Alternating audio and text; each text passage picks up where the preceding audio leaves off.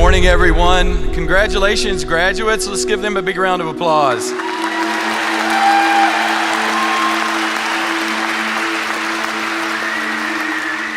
It's my pleasure today to provide an introduction to today's speaker, Ashraf Habibullah. Many students, when they graduate, sometimes they forget the commencement speaker. I don't think that will be the case today. Ashraf is a structural engineer and is president and CEO of Computers and Structures Incorporated, which he founded in 1975. Today, CSI is recognized globally as the pioneering leader in the development of software tools for structural and earthquake engineering. The software is used by thousands of engineering firms in over 160 countries for the design of landmark projects such as the Freedom Tower in New York City, the Burj Khalifa Tower in Dubai, and the Bird's Nest Stadium in Beijing. Today, the skyline of every major modern city in the world is defined by structures that have been designed using Ashraf's software. He has a passion for the arts and social causes.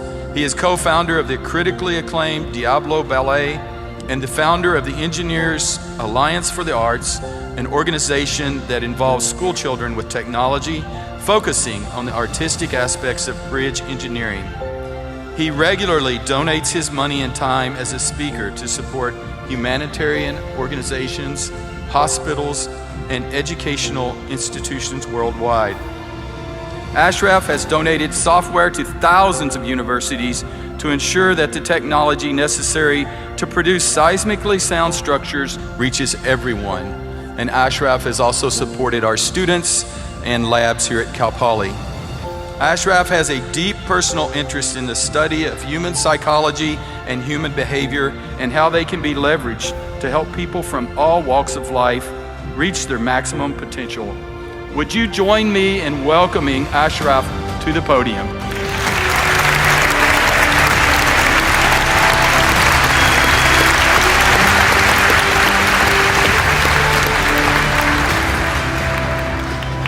Well, thank you so much. I just didn't know I was that good. I just have to tell you, I love Cal Poly. I mean, I have friends here that are students. I have friends that have graduated from here to become amazing young professionals. And I have friends that graduated literally 40 years ago. And I have so many incredible stories. But those are for another time. Today, this day is about you, to celebrate you. And you know what? The reason I'm so excited to be here is because in the fall of 1969, I was sitting where you are. So that was exactly 50 years ago, you know? So I'm here to celebrate with you guys. And I remember those days. I remember that day vividly like it was yesterday, and you are going to remember this forever. The feeling, the accomplishment, and the relief. You know, the fact that this phase is behind you. You know, I remember all of that, but you know one thing I really don't remember. Who was my keynote speaker? You know, I really don't remember that. So I want to make sure that that doesn't happen to you. And you know what? They make me wear this thing. They say I need to look respectable. Well, you know, I'm here to celebrate with you guys. Why do I have to look respectable? You know? So I'm going to take this thing off.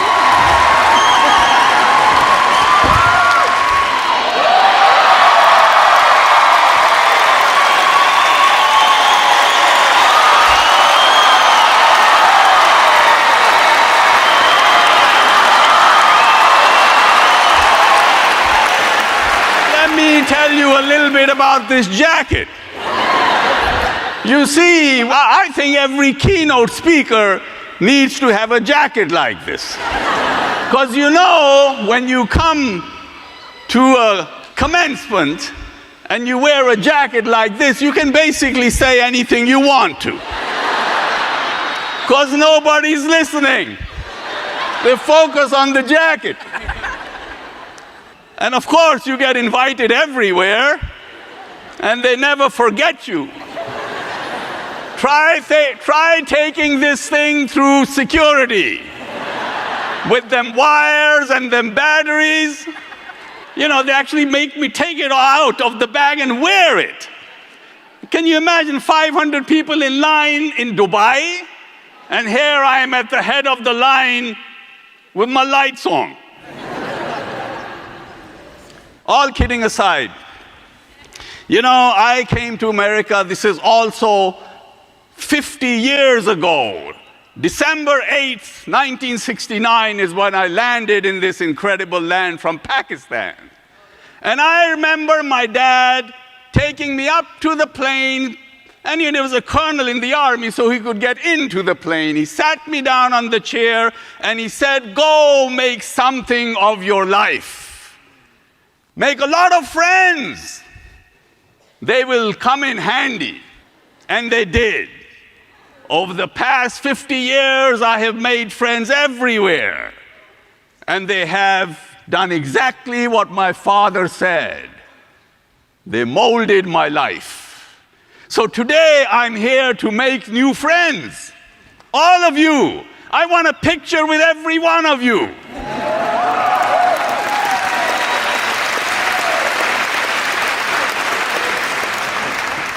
I was thinking, what should I really talk about? Then it occurred to me that students are usually broke.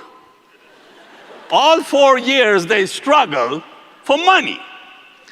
So I thought maybe that's a good topic, because I really want all of you to be rich. So I thought I'd start with that. There's a research report out there which says that only 15% of your financial success is based upon your technical knowledge or basically the stuff you learn in school. You know, you'll make a good living. But if you learn the other 85%, which they say is based upon what they call human engineering, you can raise your income 700%. So I thought maybe today we'd talk a little bit about human engineering, what it is. It's basically your ability to lead people, to create paths for them so they follow you and become better. It's your ability to inspire them, to make them do things that maybe they never did before. And it's your ability to have influence over them so that they will do things for you that you want them to do without you even asking them to do it. How amazing is that? And when you learn about human psychology and human chemistry, you will learn something amazing. And that is that human beings are created for one and one only solitary reason. Well, there's actually two, but this is one of them. And that is that you are created for making the life of another human being better.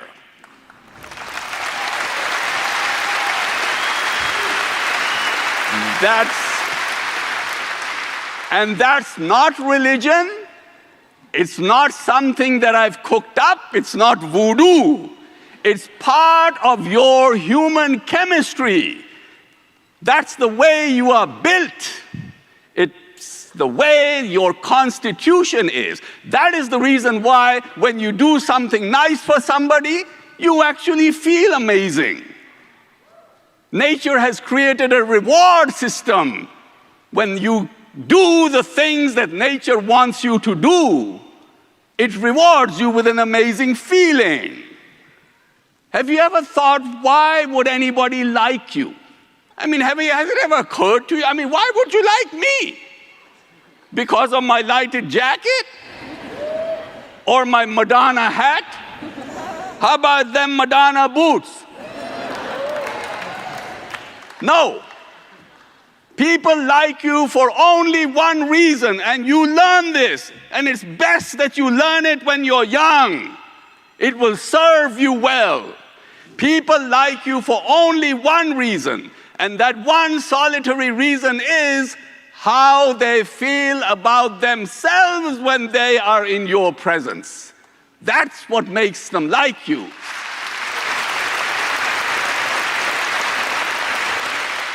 It's called the serotonin factor. If you can make a person feel like a gazillion bucks, they will come back to you again and again and again. When I'm nice to you, you get a serotonin rush. You glow. When I see that, I get a serotonin rush. I glow. And when all of these people around watch that interaction, they get a serotonin rush. Why do you think game shows are so popular? You know, there's a girl jumping up and down, winning a car. She's happy as whatever. And then there's the host, so happy. But what about all these people in TV land by the millions? They're tuned into the television. They ain't getting jack shit. Right? What they're getting are serotonin rushes. That's what they're getting. They're drunk. And marketing people know that. Serotonin is one of the biggest marketing tools available to humanity. But they don't teach you that. That's from me. Why are you here? I mean, you know, you did your coursework, you paid the fees, right? Why don't they just send you a PDF and say, hey, congratulations, bye-bye? You're here. You're spending all of you people, what are you doing here? You've come for your serotonin fix. You're a bunch of drug addicts. It's true. It's true. I mean, just wait till your graduate walks through here. You'll be so drunk with serotonin, you'll be in tears. You know, human beings are fundamentally created to have human relationships. That's why it feels good to hug somebody. That's why it feels good to come out here and look a person in the eyes. The human connection. It's an oxytocin effect. You know, I developed software for designing buildings and bridges to stand up in earthquakes. For some reason, wherever they speak Spanish, there are earthquakes. Now, maybe it's their amazing people that they are, their warmth, the fact that they know how to celebrate life, right? The love makes the earth quiver under their feet. I do a lot of seminars on our technology. They show up by the hundreds. Now, I don't speak Spanish, but what do I do? When I go there, this is how I start my seminar. Yo nunca pensé que pudiera querer con esta pasión que me quema la piel. Volar por tu cuerpo es el cielo tocar. Quiero contigo llegar una noche más. Oh!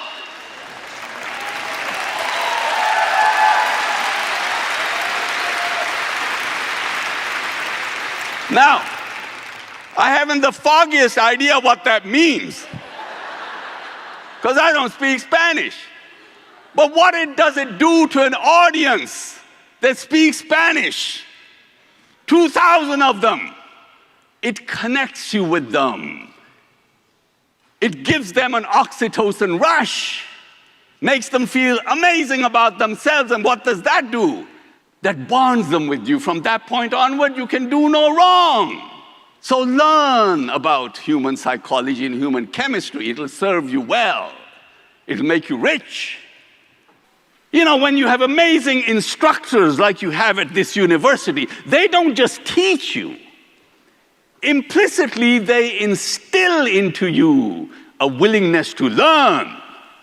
And that stays with you.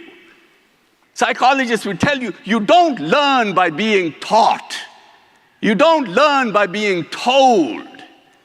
You learn by absorbing the environment that you are in. So even after you leave the university, all through your life, you are like this information sponge. You look at something and you want to learn it. The other thing that you learn, without even knowing it, is to be able to think logically. So you can figure out stuff for yourself. You know, one of the greatest things that I learned without even knowing it in college is my friends. Just by being around them, they taught me how to live out of my comfort zone. They made me shameless. Look at this. But it has served me well. So living out of your comfort zone is the most important things that you need to think about, because these are the most amazing times for you to graduate. When I came to Berkeley 50 years ago, I thought I was the most luckiest person because they had just put humanity onto the moon and computers were just getting started. Now I look at the opportunities you have today. And with the background that you've received here, you can step into any field. So try anything. Try everything. You know, the biggest tragedy in life is not death. The biggest tragedy in life is arriving at the end of your life and looking back at all of the opportunities that you missed because you were afraid to step out of your comfort zone and answer the door when opportunity knocked. At that point, you wouldn't have to worry about how you're gonna die, because that thought alone will kill you. Don't let that happen to you. Try everything. Because when you try everything, you will find that passion will find you. I mean, I wanted to be a rock star. I wanted to come to America, put Elvis Presley out of business, and run away with Mary Tyler Moore. When it turned out that that probably was not going to happen, I became a structural engineer. And it's been amazing. When you try everything, eventually passion will find you. And you will end up having such an incredible job that you're willing to do it for free. How amazing is that? There will be no difference between your work and your play. Every person will be looking at you and wondering, is this sucker working or is he playing? You're actually doing both. And at that point, you would have mastered the art of living.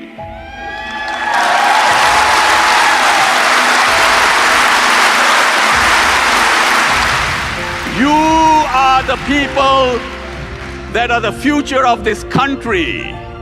You are the ones that are going to create the next Uber app, $50 billion worth. My God, what is that? What is Uber? It's just a stupid app worth $50 billion. You can do that. Now, when you do that, the reason I want to be friends with you is I want to come to your launch party. The world is out there waiting for you. Go grab it. Good luck. And make sure I'm on your invitation list. I will keep my jacket warm and my batteries charged. Thank you.